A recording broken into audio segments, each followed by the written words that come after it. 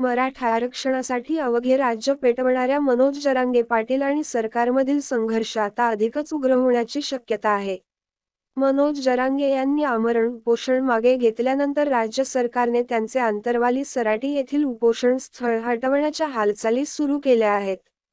सरकारच्या या निर्णयाची चाहूल लागताच छत्रपती संभाजीनगर येथील एका रुग्णालयात उपचार घेणारे जरांगे तातडीने आंतरवालीला जाण्यासाठी निघाले. पण अचानक प्रकृती बिघडल्याने त्यांना पुन्हा रुग्णालयात दाखल करावे लागले. मनोज जरांगे यांनी रविवारी देवेंद्र फडणवीस यांच्यावर गंभीर आरोप करत त्यांच्या मुंबई स्थित सागर बंगल्यावर धडक देण्याचा निर्धार केला होता.